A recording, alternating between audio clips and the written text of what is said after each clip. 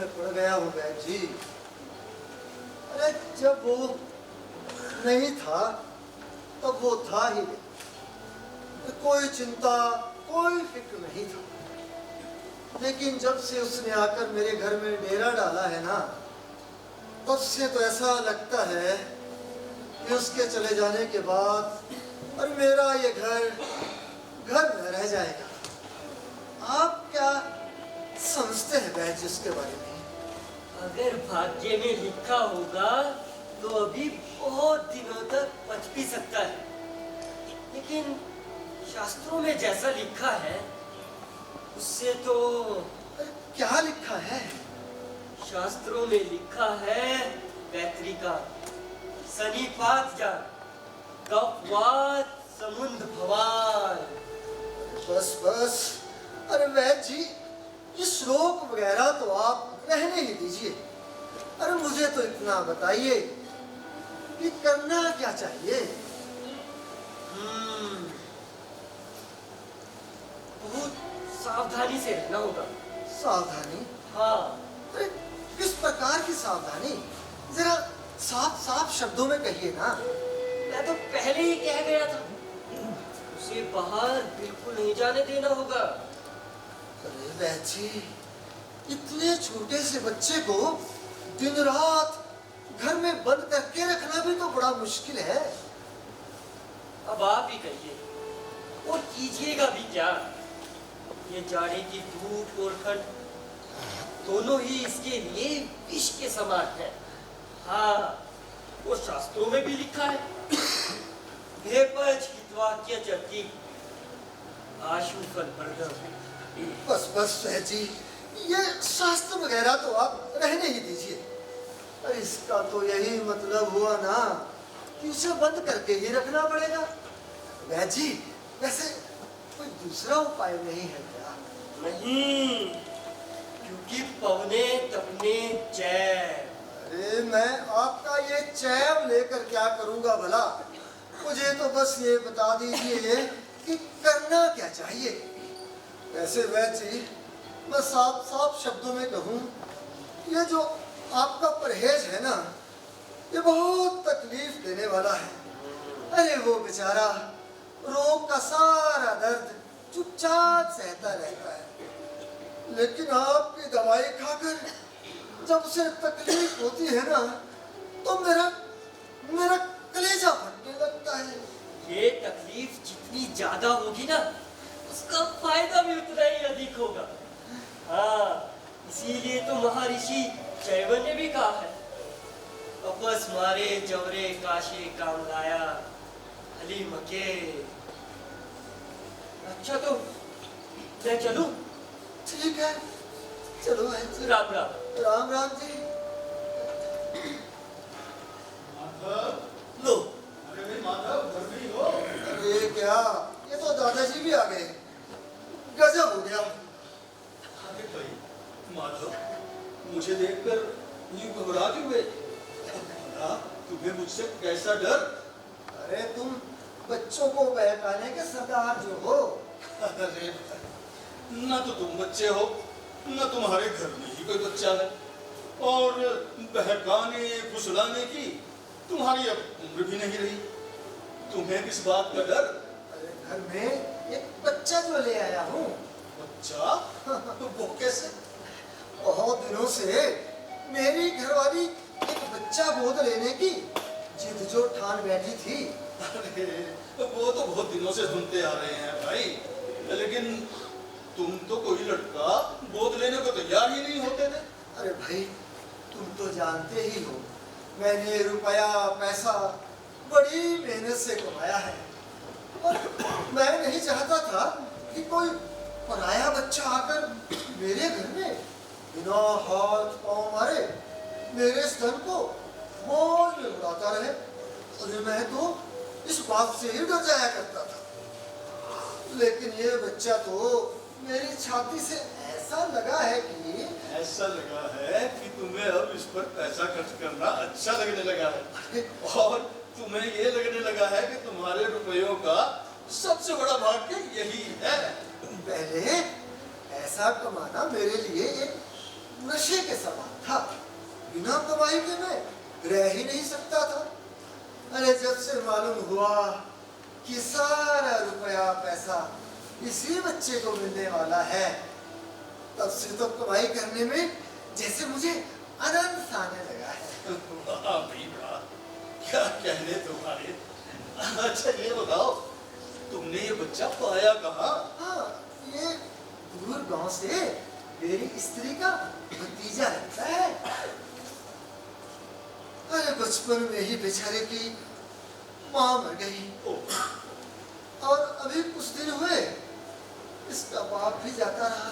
अरे भाई, तब तो इस बच्चे को मेरी जरूरत है, मुझे इससे मिलना चाहिए। अरे नहीं नहीं नहीं नहीं नहीं, वैद्य जी कह गए हैं कि इसकी छोटी सी देह में वात पित्त कफ ऐसे बिगड़े हैं कि इसका बच पाना मुश्किल है। वो सब तो एक उपाय रह गया है कि जाड़े की हवा इस ठंड से बचाकर इसी तरह इसे कमरे में बंद रखा जाए। और तुम तो बुढ़ापे में बाहर निकालने के खेल खेला करते हो। अरे बस इसी बात से तुमसे डर लगता है। तो क्या मैं इतना बुरा हूँ, जाड़े की इस धूप और हवा की तरह? अरे भाई, मैं बच्चों को घर में बांधे रखने के कुछ खेल भी जानता हूँ। मैं ऐसा करता हूँ, अभी मैं अपना काम धंधा निपटाकर वापिस आता हूँ और वापस आकर इस लड़के से दोस्ती गांठ लूंगा। ठीक है, मैं अभी वापस आता हूँ। ठीक है। राम राम।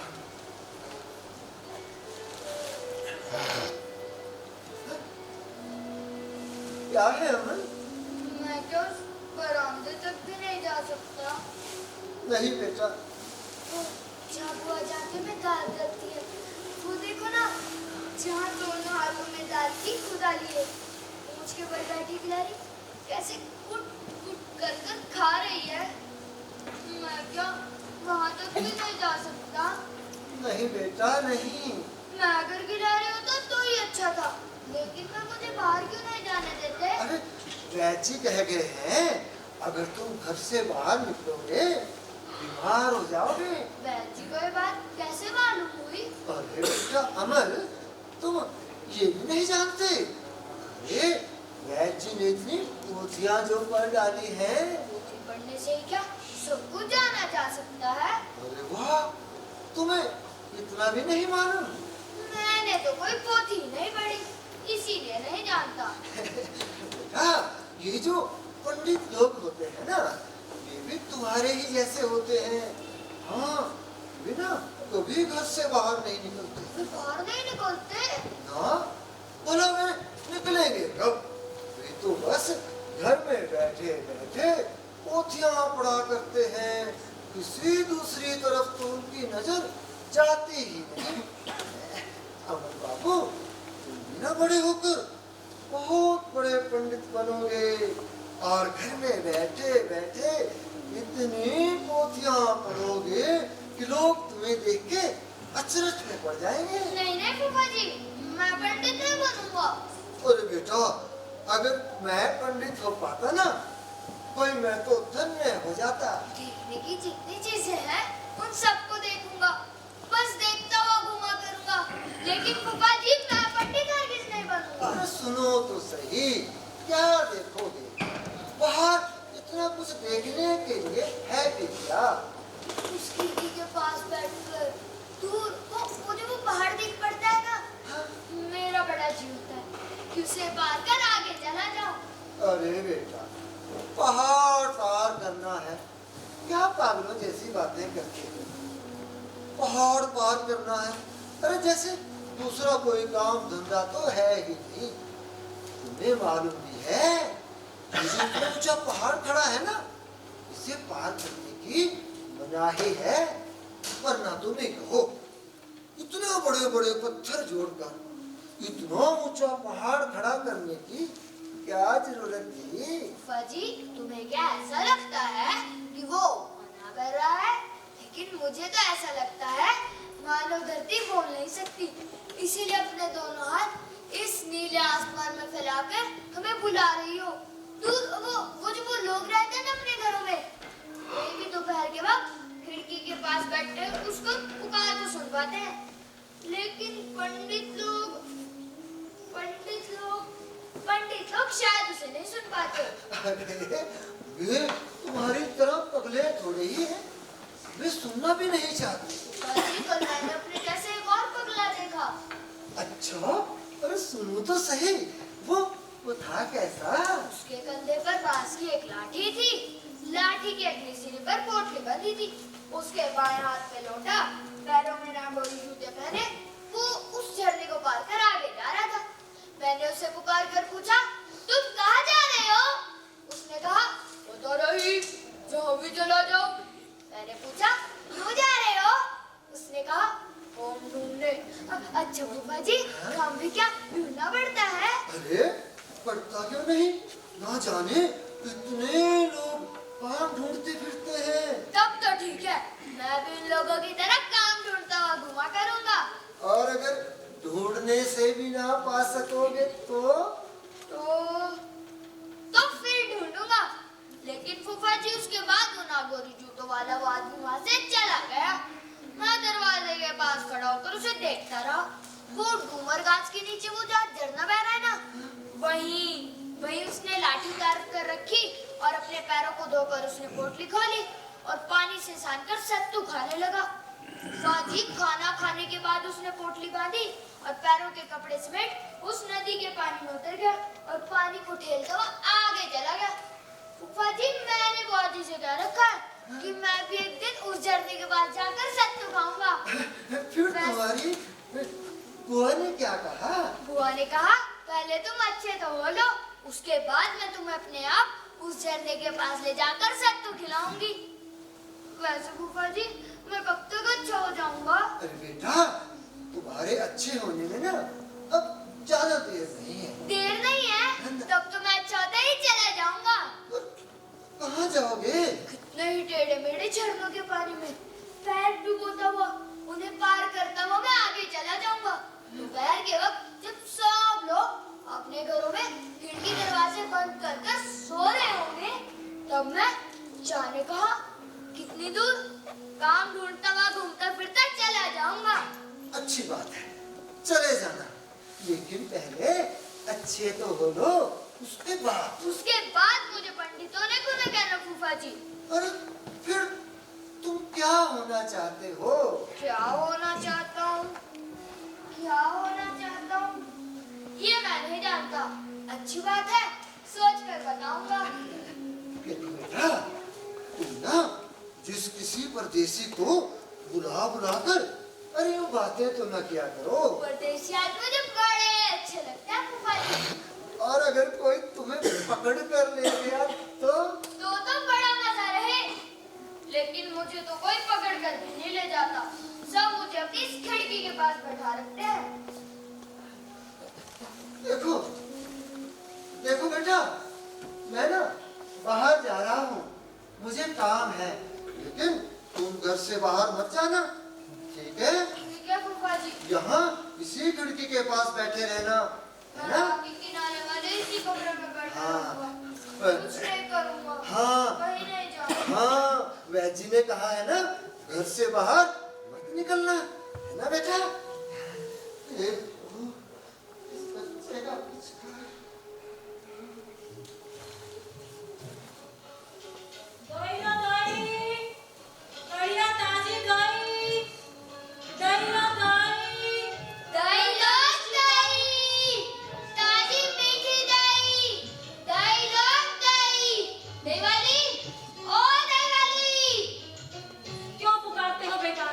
तुमको दवाई लेनी है?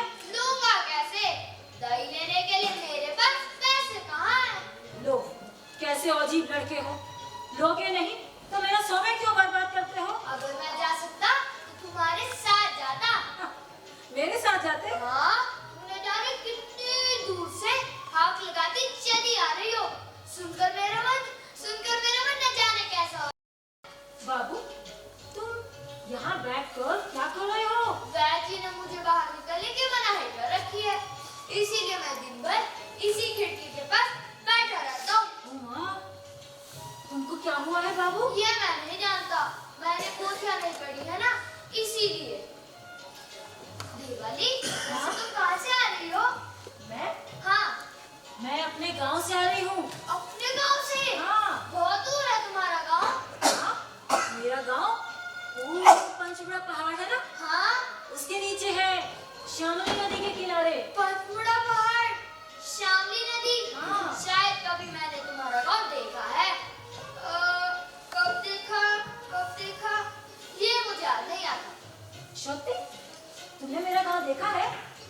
क्या तुम कभी उस पहाड़ तली में गए थे? नहीं, गया तो कभी नहीं, लेकिन फिर भी मुझे ऐसा लगता है मानो मैंने तुम्हारा गांव देखा हो।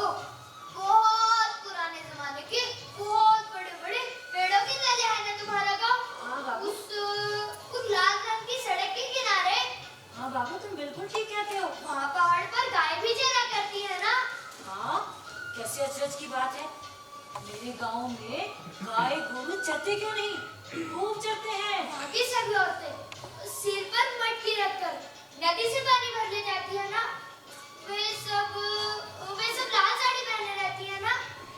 हाँ, मेरे गांव की उस ग्वाल टोली की औरतें सभी उस नदी से ही तो पानी भर के ले जाती हैं। और वे सभी लाल साड़ी ही पहनती हो, ऐसी तो कोई बात नहीं बाबू। और बाबू, तुम किसी ना किसी दिन उस ओर जरूर गए होंगे। सच कहता हूँ दीवाली, गए तो कभी नहीं, लेकिन जिस दिन वैद्य जी मुझे बाहर जाने को कह देंगे, तब क्या तुम मुझे अपने साथ ले चलोगी? हाँ, क्यों नहीं ले चलूंगी, जरूर ले चलूंगी। तब तुम मुझे भी दही बेचना सिखा देना, इसी तरह सीख कर मटकी रखकर मैं घर घर गाँव दही बेचता फिरूंगा। हाय हाय बाबू, तुम भला दही क्यों बेचोगे? तुम तो इतनी बड़ी बड़ी पोथियां पढ़कर भारी पंडित बनोगे। नहीं नहीं, मैं पंडित नहीं बनूंगा, मैं तो तुम्हारी लाल सड़क के किनारे वाले वालों के घर से दही लाकर उसे घर घर गांव गांव बेचता फिरूंगा। तुम कैसे कहती हो? दही लो दही, ताजी मीठी दही, दही लो दही। ये वाला गाना मुझे सिखा दो ना। हाय राम, टूट गई तकदीर। अरे ये भी भला कोई सीखने की बात है? नहीं नहीं, ये सुन मुझे बड़ा अच्छा लगता है। आसमान के पीछे से जब पंछी की आवाज सुनने पर मन खुश हो जाता है, ठीक ठीक उसी तरह जब पेड़ों की कतार के बीच सड़क के किनारे से तुम्हारी आवाज सुन पड़ती है ना, तो मेरा मन न जाने कैसा करने लगता है। अच्छा बाबू, तुम थोड़ी सी दही खाओ ना। दही खाने के लिए मेरे पास पैसे कहाँ हैं? नहीं नहीं बाबू, पैसों की कोई बात नहीं। तुम थोड़ी सी दही खा लोगे तो मुझे बड़ी खुशी होगी। पैसों की कोई बात नहीं, नहीं। तो लाओ दो ना मुझे दही। हाँ जरूर, तुम्हें पता है मेरी दही बहुत स्वादिष्ट होती है। तुम एक बार खाओगे तो बार बार मांगोगे। हाँ,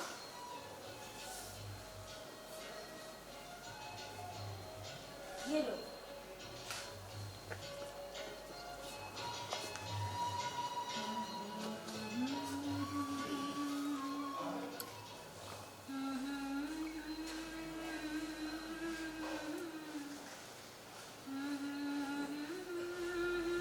दहीवाली, हाँ तुम्हें क्या गाना भी गाना आता है? हाँ, आता है ना। मुझे सुनाओ ना। सुनोगे? हाँ, अच्छा, तुम दही खाओ, मैं तुम्हें गाना सुनाती हूँ। ठीक है। ধনো ধান্যে পুষ্পে ভরা আমাদের বসুন্ধরা, তাহার মাঝে আছে সে দেশ সকল দেশে সেরা, সে যে স্বপ্ন দিয়ে তৈরি সে দেশ স্মৃতি দিয়ে ঘেরা।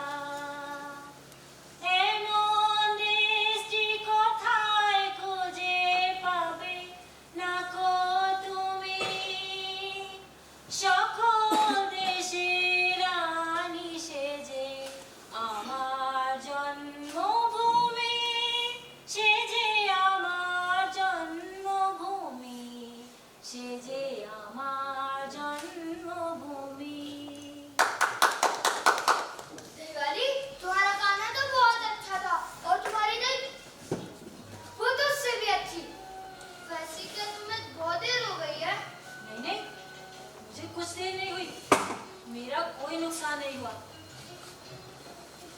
दही बेचने में कितना सुख है कि आज मैंने तुमसे ही तो जाना। अच्छा, अब मैं चलती हूँ, ठीक है? पर फिर आऊंगी तुम्हारे लिए दही लेकर। अब तुम आराम करो, वैद्य जी ने तुम्हें आराम करने के लिए कहा है ना? हाँ। दही लो दही, ताजी दही, दही लो दही। दही लो दही, ताजी मीठी दही। दही लो दही, ताजी मीठी दही।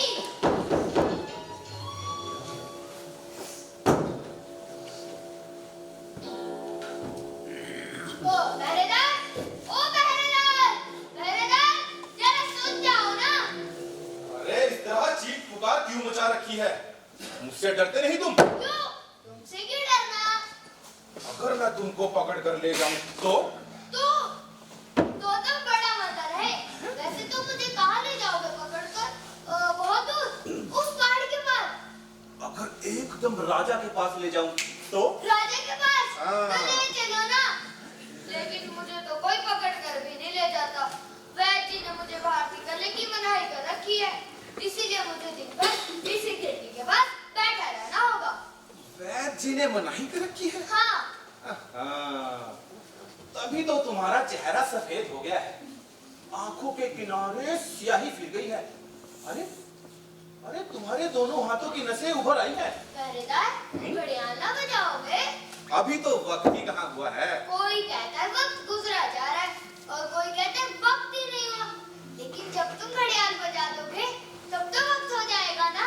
अरे ऐसा कैसे हो सकता है? बहुत अच्छा लगता है तुम्हारा घड़ियाल, हम्म। सुनने में खूब अच्छा। दोपहर के वक्त जब मेरे घर में सब खा पी चुकते हैं, फूफा जी जाने कहाँ काम करने चले जाते हैं, बुआ रामायण पढ़ती पढ़ती सो जाती है, मेरा नन्हा कुत्ता दलान के उस कोने में पूंछ के नीचे सिर छुपाकर सोया होता है, तभी तुम्हारा घड़ियाल बज उठता है, टन टन टन। अच्छा पहरेदार, क्यों बजता है तुम्हारा ये घड़ियाल? घड़ियाल सबको बताता है कि वक्त कभी रुका नहीं रहता। वक्त हमेशा चला जा रहा है, चला जा रहा है, चला जा रहा है। चला जा रहा है? कहाँ चला जा रहा है? किस देश को? ये बात कोई नहीं जानता बेटा। शायद उस देश को किसी ने ना देखा हो। मेरा बड़ा जी होता है कि मैं भी समय के साथ चला जाऊं उस बहुत दूर के देश में, जिस देश की बात ना कोई जानता हो और ना ही किसी ने उसे देखा हो, उसी बहुत दूर के देश में। एक ना एक दिन तो उस देश में सभी को जाना होगा बेटा। मुझे भी जाना होगा। हाँ, जाना तो होगा ही। लेकिन वैद्य जी ने तो मुझे बाहर निकलने की मनाही कर रखी है। हो सकता है किसी दिन खुद वैद्य जी तुम्हारा हाथ पकड़ कर ले जाए। अरे नहीं नहीं, तुम मुझे नहीं जानते, वे तो सिर्फ बात करे रखना जानते हैं। अरे उनसे भी अच्छे वैद्य जो आकर छुड़ा जाते हैं। मेरे बच्चे वैद्य कब आएंगे पहरेदार? मुझे यहाँ बैठा रहना अब अच्छा नहीं लगता। ऐसी बातें नहीं कहते बेटा। नहीं नहीं, मैं तो बैठा ही हूँ जहाँ मुझे बैठा रखा है। लेकिन जब तुम्हारा घड़ियाल बजता है टन टन टन, तो मेरा मन न जाने कैसा करने लगता है।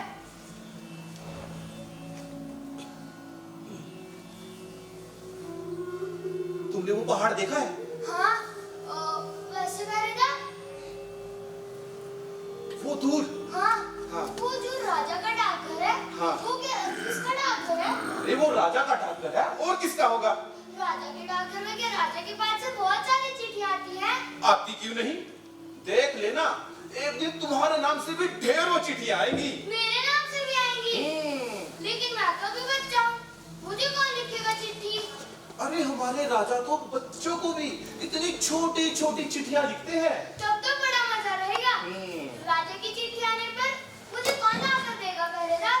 और तुम्हें कैसे मालूम हुआ कि वो मुझे चिट्ठी लिखेंगे?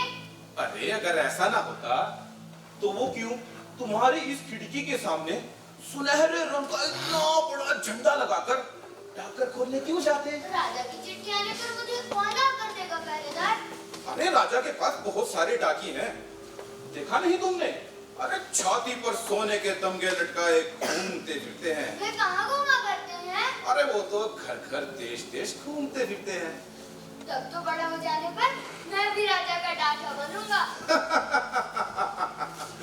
डाकिया? अरे ये बड़ा भारी काम है। धूप हो, बारिश हो, गरीब हो, अमीर हो, सबके घर जा जाकर चिट्ठियां बांटनी पड़ती हैं। ये बड़ा जबर काम है भैया। तुम हंसते क्यों पहरेदार? मुझे एक काम सबसे अच्छा लगता है। नहीं नहीं, तुम्हारा काम भी बहुत अच्छा है। दोपहर के वक्त जब तुम चाय चाय करती होती है, तभी तभी तुम्हारा घड़ियाल बज उठता है, टन टन टन। और रात को कभी जाग उठता हूँ तो देखता हूँ घर का दीपक बुझ गया है। रात के घने अंधेरे में तुम्हारा घड़ियाल बज रहा है, टन टन टन। अरे अरे क्या चौधरी आ रहा है? हाँ चौधरी, मुझे तो कोई चौधरी नहीं दिख रहा। अरे मैं भागू यहाँ से। अगर उसने मुझे तुम्हारे साथ बात करते देख लिया तो बड़ी मुश्किल होगी। पर मुझे तो कोई चौधरी नहीं दिख रहा। अरे वो रहा, उसके हाथ में छड़ी और वो पान चबाता हुआ आ रहा है। उसे भी शायद राजा ने चौधरी बनाया होगा। अरे नहीं, वो तो खुद ही अपनी चौधराई करता फिरता रहता है। जो उसकी बात नहीं मानता ना, उसके पीछे हाथ धोकर इस तरह पड़ जाता है। सभी उससे डरते हैं। पूरे गांव के साथ दुश्मनी लेकर अपना धंधा चलाता है। अच्छा तो मैं चलूं, बहुत काम पड़ा है। कल मैं फिर से आऊंगा, तब तुम्हें शहर की ढेरों खबरें सुना जाऊंगा। तुम आओगे ना? हाँ आऊंगा। अगर रोज मुझे राजा की एक चिट्ठी मिला करे तो बड़ा मजा है। मैं अपनी इस खिड़की के पास बैठकर उसे पढ़ा करूंगा। लेकिन मैं तो पढ़ ही नहीं सकता। कौन मुझे राजा की चिट्ठी पढ़कर सुनाएगा? बुआ बुआ तो सिर्फ रामायण ही पढ़ती है। वे क्या राजा की चिट्ठी पढ़ सकेगी? अगर उसे कोई नहीं पढ़ सका तो चौधरी जी, अरे ओ चौधरी जी। अरे कौन बदतमीज है जो इस तरफ ये पुकार रहा? अच्छा तो तुम हो बंदर कहेंगे। तुम ही चौधरी हो ना, जिसे सब जानते मानते हैं। और खूब मानते हैं भाई, मानेगी क्यों नहीं? राजा का डाकिया भी तुम्हारी बात मानता है। नहीं मानेगा तो जान बचेगी इसकी। तब तो ठीक है, तुम मुझसे कह देना कि मेरा नाम अमल है और मैं अपनी इसी खिड़की के पास बैठा रहता हूँ। वो किस लिए भला? मेरे नाम से कोई चिट्ठी आए तो। तुम्हारे नाम से चिट्ठी? हाँ, अरे तुम्हें भला कौन चिट्ठी लिखेगा? राजा चिट्ठी लिखे तो। राजा तो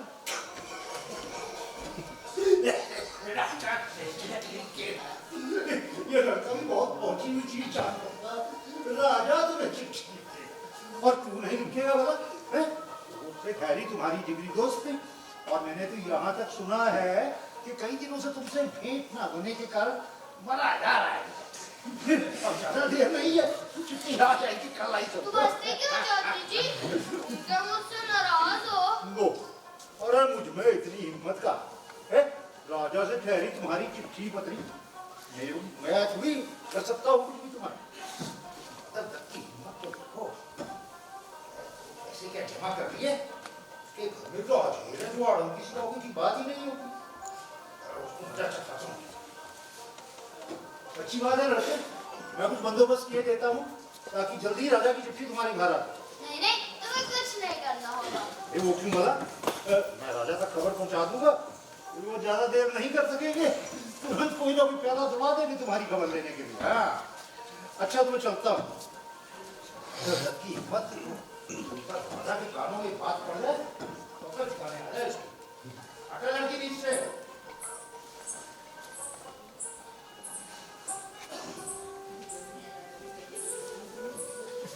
कौन हो? कौन हो तुम? यूं फाइल चटकाती चली आ रही हो? जरा रुको ना भाई। मुझे रुकने की फुर्सत कहाँ है? वक्त जो बीता जा रहा है। असल में तो तुम रुकना ही नहीं चाहती। मैं भी यहाँ बैठा नहीं रहना चाहता। तुम्हें देखकर मुझे भोर की तारीख की याद हो आई है। बताओ तो सही, तुम्हें हुआ क्या है? वैद जी ने मुझे बाहर निकलने की मनाही कर रखी है, इसीलिए मैं दिन भर इसी खिड़की के पास बैठा रहता हूँ। तब फिर तुम हरगिज बाहर न निकल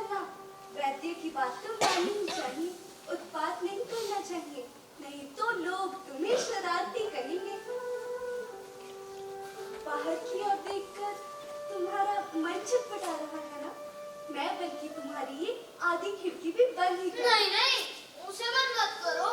यहाँ तो सब कुछ बंद है, बस यही खुला है। वैसे तुम कौन हो? मैं तुम्हें नहीं जानता। मैं सुधा हूँ। सुधा? कौन सुधा? जानती हो? मैं यहाँ की मालिक की बेटी हूँ। तुम क्या करती हो? डाला भरकर फूल चुनाती हूँ और उनकी मालाएं लूटती हूँ। मैं भी फूल चुनने ही जा रही हूँ। फूल चुनने जा रही हो? शायद तभी तुम्हारे दोनों पैर इतने थिरक उठे।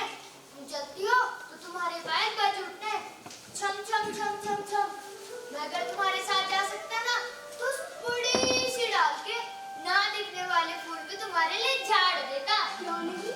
जैसे फूलों का हाल मुझसे ज्यादा तुम ही जानते हो। जानता क्यों नहीं? बेशक जानता हूँ। मैं 7 भाइयों वाली चंपा का हाल भी जानता हूँ। मुझे ऐसा लगता है अगर लोग मुझे बाहर जाने दें, तो मैं उस जंगल में भी जा सकता हूँ, जहाँ खोजने पर भी राह न पाई जा सकती हो, जहाँ पतली डाल की फुनगी पर बैठी यह चिड़िया झूला झूला करती है। मैं चंपा बनकर खिल सकता हूँ। तुम क्या मेरी पारुल दीदी बनोगी? तुम्हारी भी क्या अकल है? मैं पारुल दीदी कैसे बनूंगी? मैं तो सुधा हूँ, शशि मालिक की बेटी। मुझे रोज इतनी सारी मालाएं बुननी पड़ती है, लेकिन अगर मैं तुम्हारे इसी जगह पर बैठी रह पाती तो कैसा मजा आता। तब तुम क्या करती दिन भर? मेरी एक बनिया बहू गुड़िया है, उसका ब्याह करती। मेरी मैनी बिल्ली है, उससे। लेकिन नहीं, मुझे देरी हो रही है। देरी होने पर फिर फूल भी नहीं मिलेंगे। मुझसे थोड़ी देर और बातचीत करो ना, मुझे बड़ा अच्छा लगता है। भले लड़की की तरह चुपचाप इसी जगह पर बैठी रहो। मैं जब फूल चुनकर लौटूंगी, फिर तुमसे गपशप करती जाऊंगी। तुम मुझे फूल भी देती जाओगी? फूल यूं ही कैसे दूंगी? उसका दाम भी तो दे देना होगा ना। मैं जब बड़ा हो जाऊंगा तब दाम दे दूंगा। जब मैं उस जैन के पास काम ढूंढने जाऊंगा ना, तब दाम देता जाऊंगा। अच्छा, यही सही। तुम फूल चुनकर आओगी ना? हाँ, आऊंगी। आओगी ना? हाँ, आऊंगी। मुझे भूलोगी तो नहीं? मेरा नाम अमल है, तुम्हें याद रहेगा ना? हाँ, मैं भूलूंगी नहीं। देखना, मुझे याद रहेगा।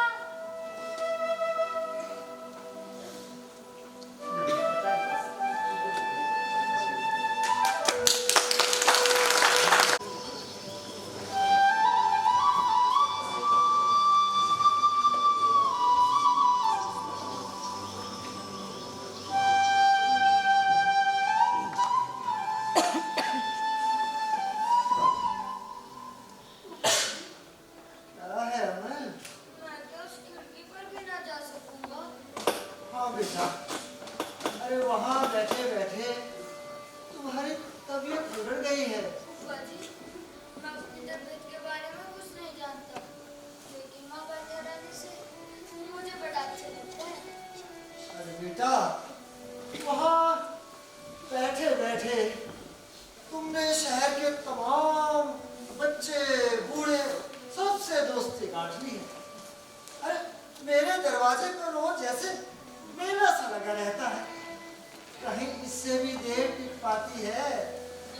देखो ना तुम्हारा चेहरा आज कैसा फीका सा हो गया है। फूफा जी, मेरा वो फकीर दोस्त मुझे अपनी इस खिड़की पर ना देखकर शायद लौट जाएगा। लेकिन वो तुम्हारा फकीर दोस्त है कौन? वही जो मुझे देश विदेश की बातें बता जाता है। मुझे उसकी बातें बड़ी अच्छी लगती है। फूफा जी, मैं तुम्हारे पैरों को पकड़ूं, तुम उससे कह आओ ना कि वो आकर मेरे बिछौने पर बैठे। अरे बेटा, मैं तो किसी फकीर को नहीं जानता। उसके आने का ठीक यही वक्त है। हमारा फकीर आया है बेटा। यही तो है मेरा फकीर। यही है मेरा फकीर। आओ आओ फकीर, जल्दी से आकर मेरे बिछौने पर बैठ जाओ। पर ये तो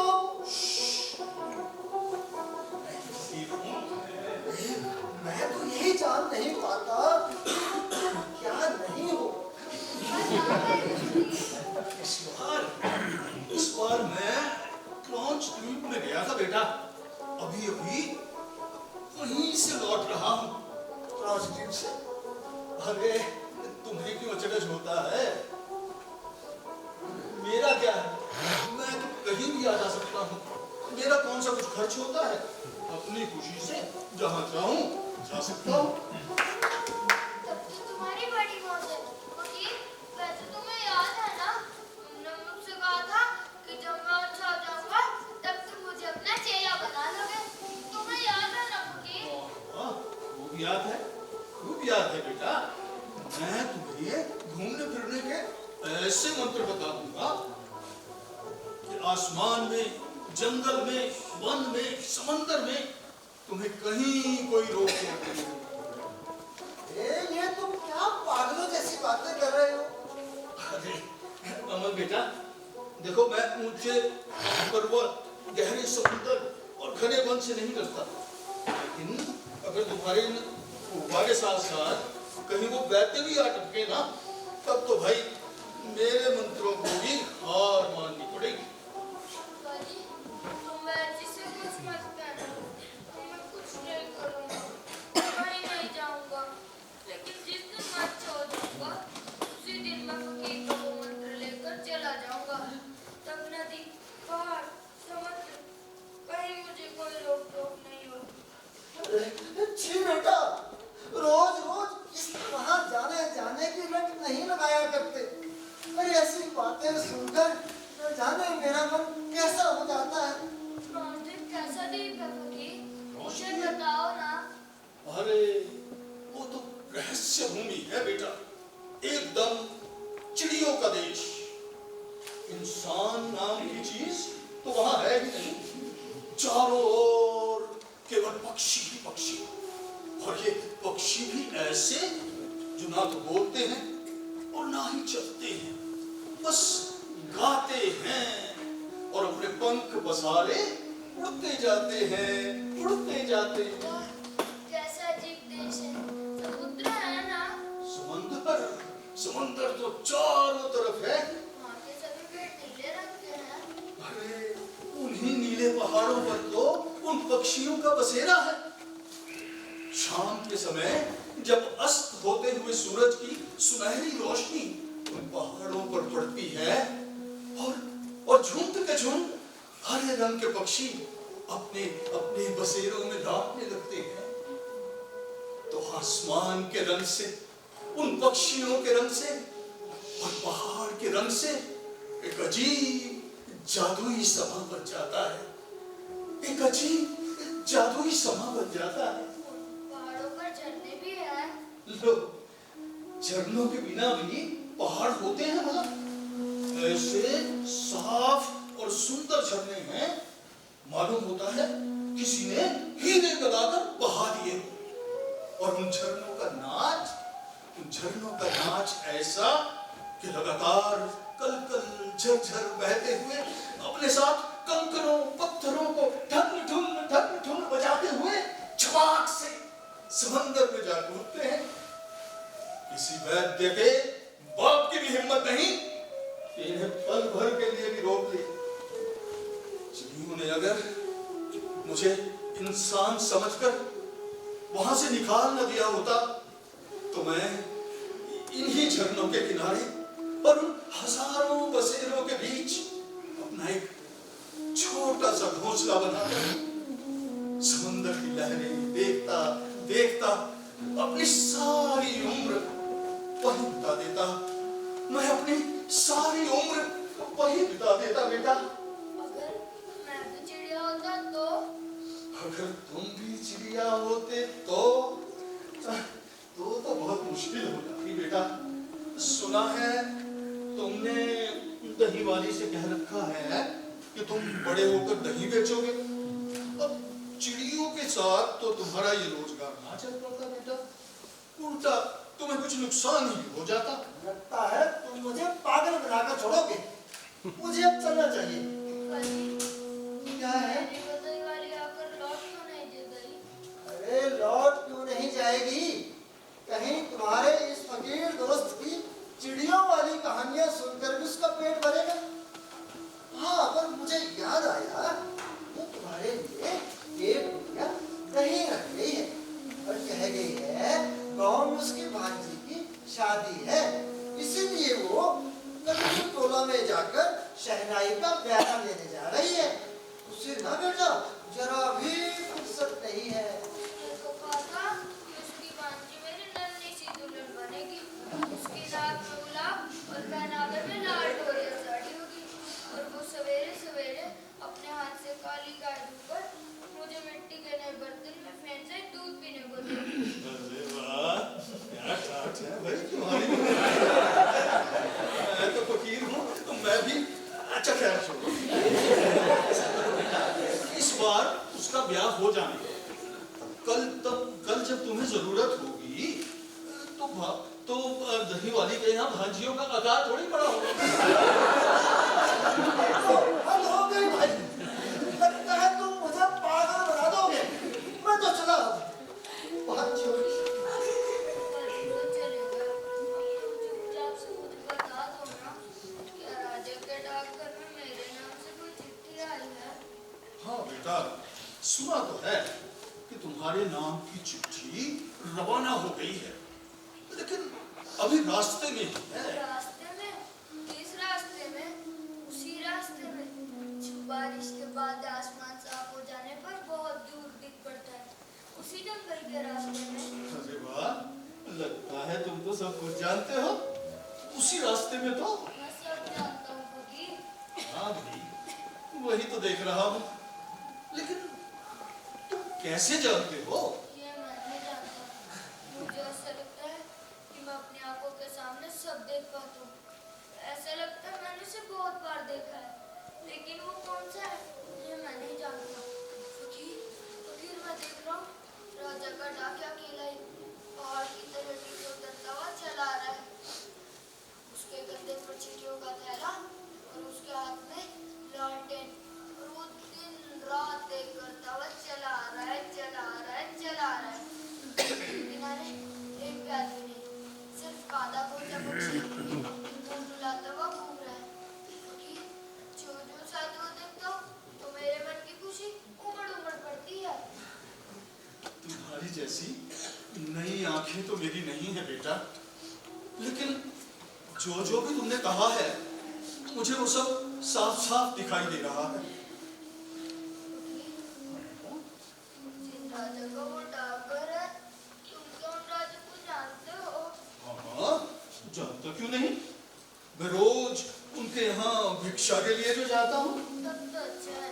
अच्छा हो जाने पर मैं भी उनके यहाँ भिक्षा के लिए जाया करूँगा।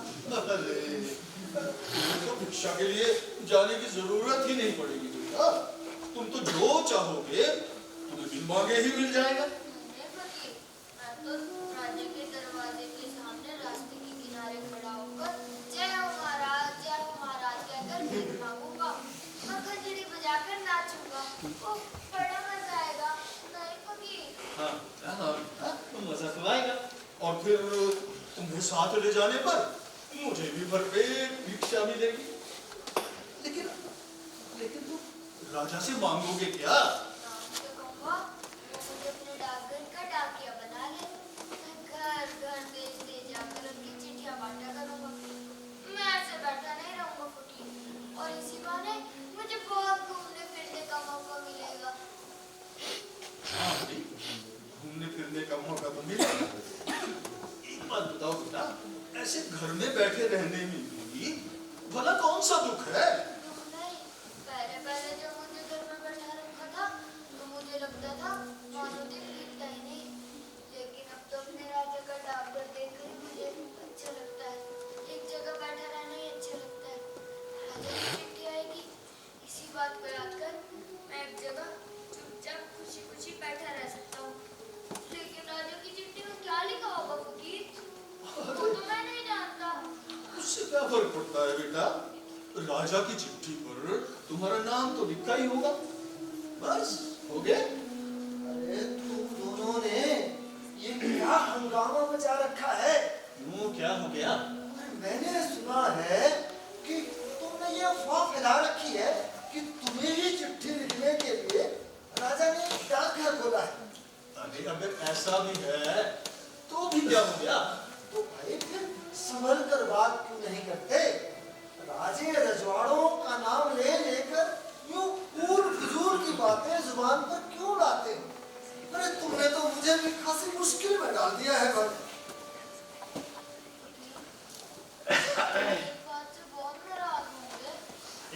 क्या नहीं, इन्होंने बोल दिया और हो गया। क्यों नाराज होंगे वाला?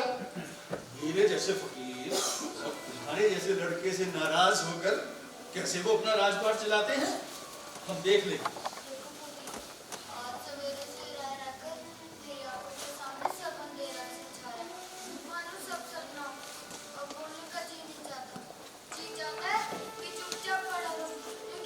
लेकिन राजा की चिट्ठी आएगी ना, आज ही अगर ये घर काम हो जाए तो। ये क्या? नहीं बेटा, आएगी आएगी, राजा की चिट्ठी आएगी, आएगी बेटा, जरूर आएगी। आज ही आएगी राजा की चिट्ठी, आज ही आएगी राजा की चिट्ठी, आएगी राजा की चिट्ठी आएगी।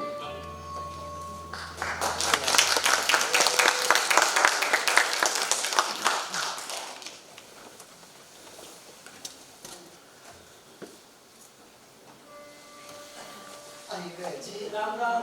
राम राम। आ,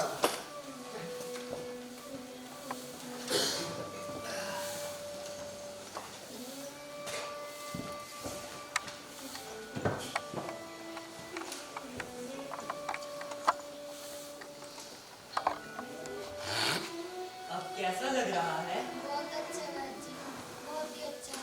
मुझे कोई दर्द नहीं, कोई रोग नहीं है।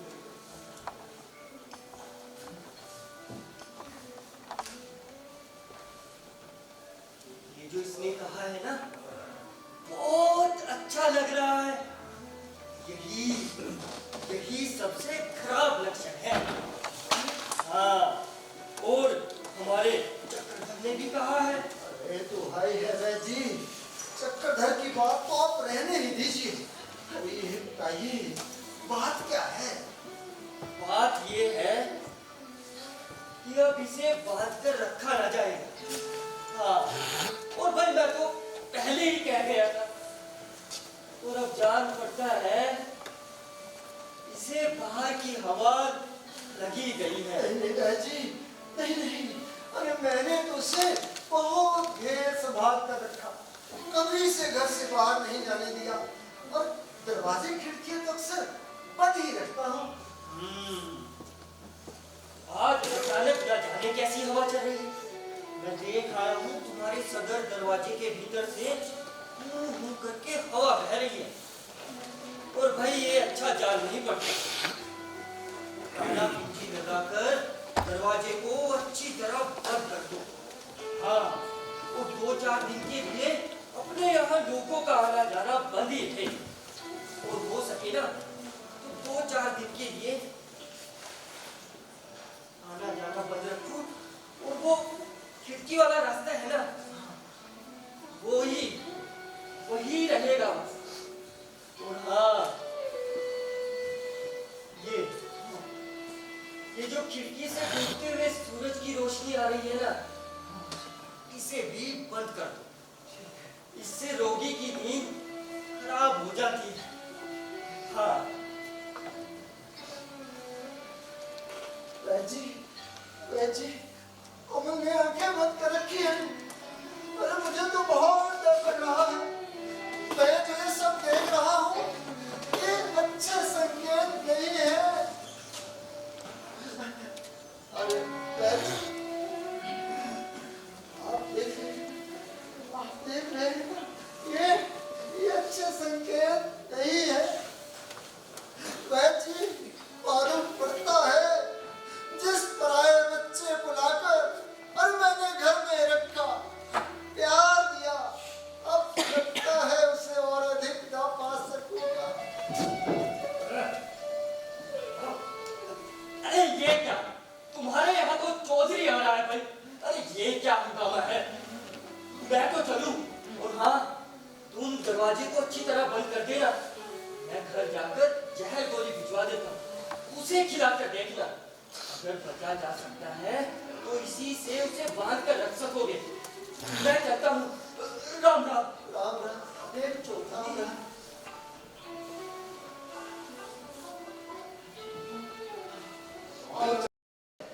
अरे शांत शांत हो जाओ। ऐसा लगता है कि मैं सो गया, लेकिन मैं सोया नहीं, तो सब सुन पाया।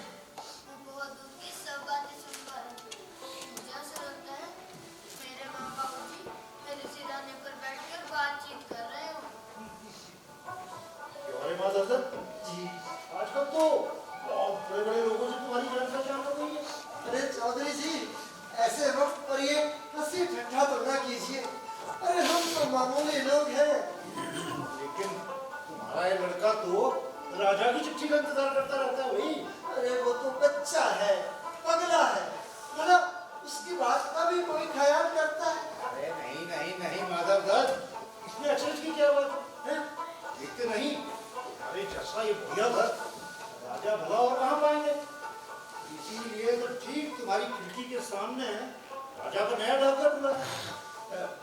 लड़के, तुम्हारे नाम से राजा की चिट्ठी आई है। सच? नहीं तो और क्या? अरे, ये रही उनकी चिट्ठी। मुझसे ठट्ठा ना करो चौधरी जी। तुम्हें बताओ ना, ये क्या सचमुच में राजा की चिट्ठी है? हाँ बेटा, ये राजा की ही चिट्ठी है। ये फकीर कहता है कि ये राजा की ही चिट्ठी है। लेकिन मैं तो इसमें कुछ नहीं देख पाता।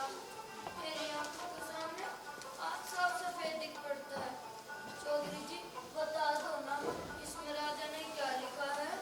अरे, इसमें राजा ने लिखा है कि मैं आज या कल में तुम्हारे घर आऊंगा और तुम्हारे घर आके मैं चना चबेना खाऊंगा। राजमहल में पल भर को भी मेरा मन नहीं लगता है। चौधरी जी तो है आपकी। अरे ऐसे समय पर ये हंसी ठट्ठा तो न कीजिए आप। हंसी ठट्ठा, इनकी ये मजाल कि हंसी ठट्ठा करें। अरे दादाजी, आप भी पागल हो गए हैं क्या? हाँ, मैं पागल हो गया, पागल हो गया हूं मैं। तभी तो मैं इस सादे कागज में भी अक्षर देख पा रहा हूं। मैं देख रहा हूं कि इस चिट्ठी में लिखा है कि आज रात ही राजा अमल को देखने आएंगे और वो अपने साथ राज वैद्य को भी लेकर आएंगे। आज रात ही आएंगे, आज रात ही आएंगे। वो सुनो, फोन के बाजे बज रहे हैं। तुम क्या सुन नहीं पाते? अरे, थोड़ा और पागल हुए बिना ये कुछ नहीं सुन पाएंगे। हाँ, चौधरी जी, मुझे ऐसा लगता था कि तुम मुझसे नाराज हो, मुझसे प्यार नहीं करते। लेकिन तुम सचमुच में राजा की चिट्ठी ले आओगे, ये मैंने न सोचा था। लाओ, मुझे अपने पैरों की धूल दे दो। इस लड़के में श्रद्धा भक्ति तो है, अक्ल ना चाहिए। अनका अच्छा। लगता है अब तक चार पैर निकले। ये रहा। टन टन टन। शाम का पहला तारा क्या निकल रहा है फकीर? मैं उसे क्यों नहीं देख पा रहा? देखोगे कैसे बेटा? इन लोगों ने सारे खिड़की दरवाजे बंद जो कर रखे हैं। मैं खिड़की खोल कर आता हूं।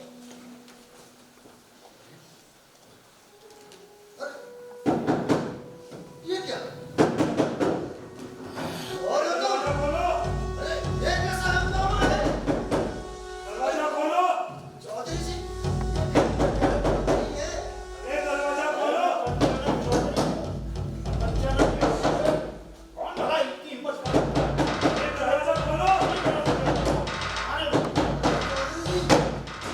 दरवाजा उन्होंने तोड़ दिया है। इसी से आग नहीं मिल पा रही थी।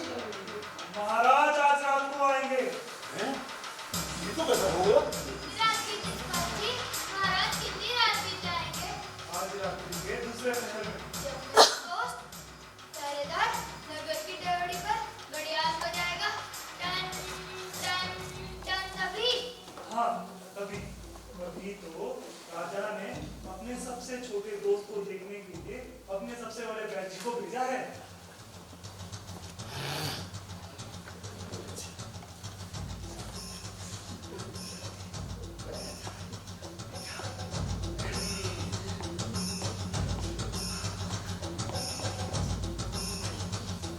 अरे ये क्या? यहाँ सब कुछ बंद क्यों है? खोल दो, खोल दो, सभी खिड़की दरवाजे खोल दो। क्यों बेटा? कैसा जान पड़ता है? बहुत अच्छा बाजी, बहुत ही अच्छा।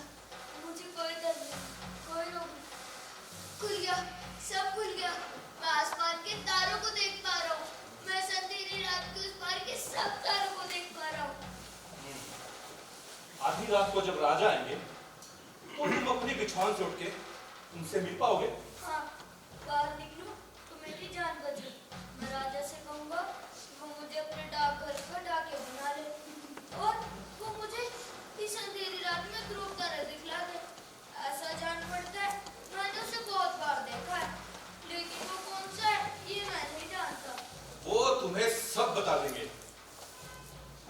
इस घर को साफ करके फूलों से सजाकर राजा के आने लायक बना दो। और ये क्या? इस आदमी को यहाँ रख के काम नहीं चलेगा।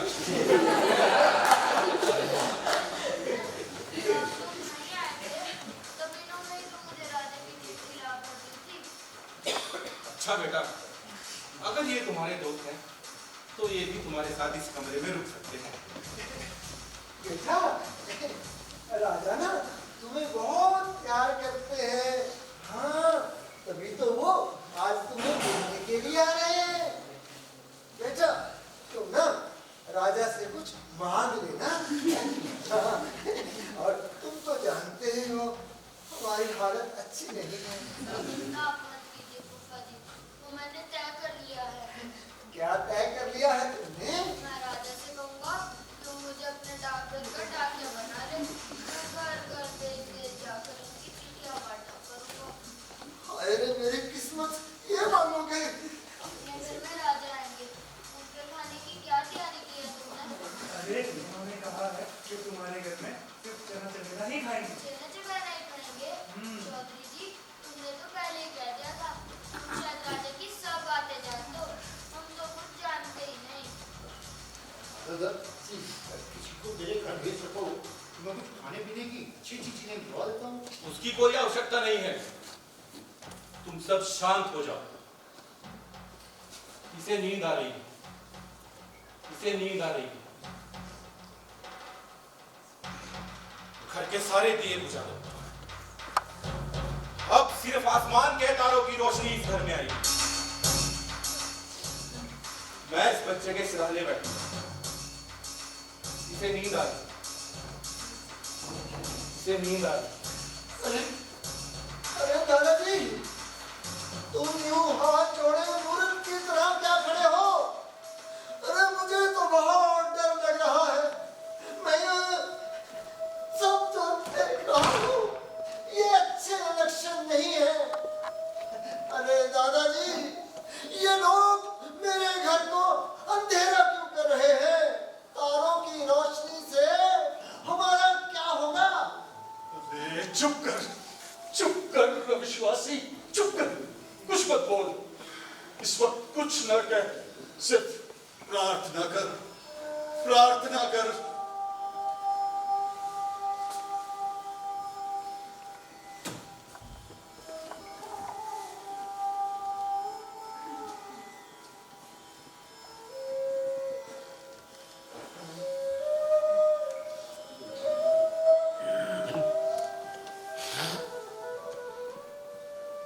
अमन, वो तो सो गए। लेकिन मैं तो उसके लिए फूल लाई हूँ। तुम्हें तो मैं उसके हाथों में भी नहीं दे पाऊंगी। अच्छा, लो दे दो अपने। ये कब तक जागेगा? अभी कुछ देर बाद राजा आएंगे, वो इसे पुकारेंगे। उस समय चुपके चुपके तुम लोग इससे एक बात कह दोगे? क्या कहना होगा? कहना कि सुधा तुम्हें भूली नहीं है।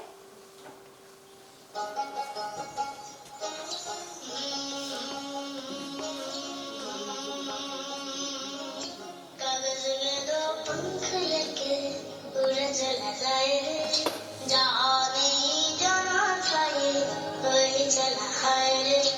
उम्र का है ताना बाना समझ न पाए रे, जुबां पे जो मोह माया नमक लगाए रे, तेरे दिल वाले न जाने खुदाए रे। दिन सहारा कमरों का मुंडा है।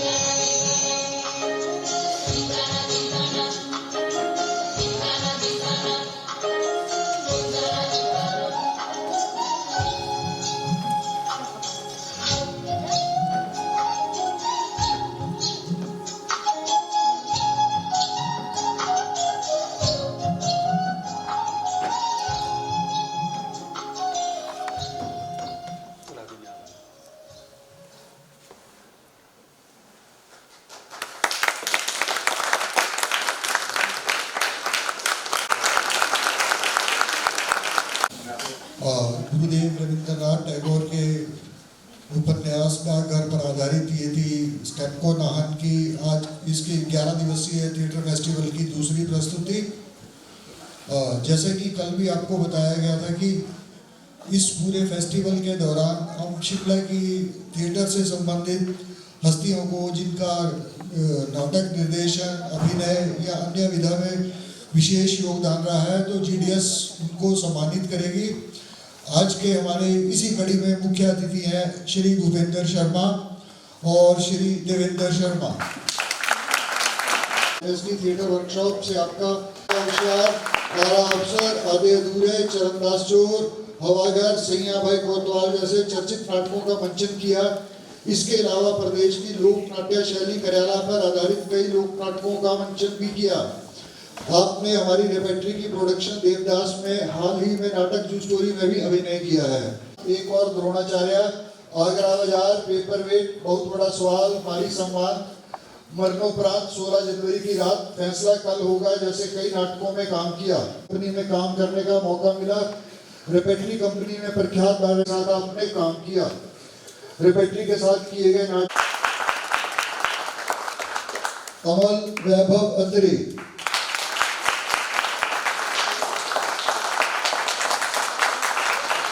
दादाजी एवं फकीर रामकुमार सैनी, चौधरी बच्चानन नीरज गुप्ता, दही वाली गीता कैंप, सुधा वाशु शर्मा, पहरेदार दूत मनीष, वैद्य मोनू यादव, राजवैद शशिकांत अत्री, क्रिया कला के क्षेत्र में कार्य कर रही है रजीत सिंह कंवर। आज नाहन की ये जो प्रस्तुति है डाकघर, ये सफल प्रस्तुति के लिए मैं आपको बहुत बहुत शुभकामनाएं देता हूँ। पर जोरदार बहुत ही नीट एंड क्लीन प्रस्तुति, और आपका नाटक ऑडियंस तक पहुंचा और ऑडियंस ने उसे स्वीकार किया।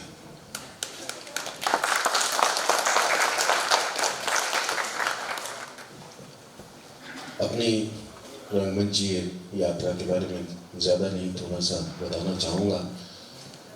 1985 में नाट्य कार्यशाला NSD की यहाँ पर लगी थी, और जोशी साहब आज सौभाग्य से हमारे बीच में है, श्रीनिवास जोशी जी, वो निदेशक थे हिमाचल प्रदेश भाषा कला एवं संस्कृति विभाग के। उस कार्यशाला ने जीवन की दिशा को बदला और रंगमंच पे मेरा ठहराव हो गया। तो मैं सबसे पहले प्रणाम करूंगा श्रद्धेय श्रीनिवास जोशी जी को, जिनकी वजह से आज मैं यहाँ पर हूँ। आप यात्रा में आपका एक अदृश्य हाथ हमारे साथ हमेशा से खड़ा रहा है। उसी वजह से हम लोग नाटक कर पाए, कर भी रहे हैं, आगे भी करेंगे। हमारी ये यात्रा इसी प्रकार चलती रहे। और साथ ही नमन करूँगा मैंने पहला नाटक और उसके साथ और भी बहुत सारे नाटक किए, जिनके साथ वो निर्देशक भी हमारे बीच में हैं, आदरणीय प्रवीण चांदा जी। सवाल मोहन राकेश जी का एकांकी वो यात्रा यहाँ से शुरू हुई थी, और उसके बाद भी आपके साथ बहुत सारे नाटक किए। और आज मेरा ये सौभाग्य है कि आप दोनों श्रद्धेय मेरे बीच में हैं और मुझे यहाँ से आशीर्वाद दे रहे हैं। So nice of you, thank you. इस नाटक के लिए एक्टर्स को बहुत बहुत बधाई देता हूँ।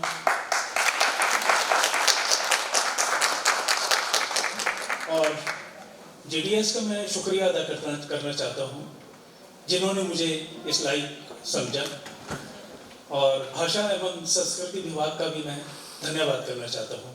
खासकर सुदर्शन जी का मैं बहुत ही आभारी हूँ, जिन्होंने मुझे इस लायक समझा। Thank you very much.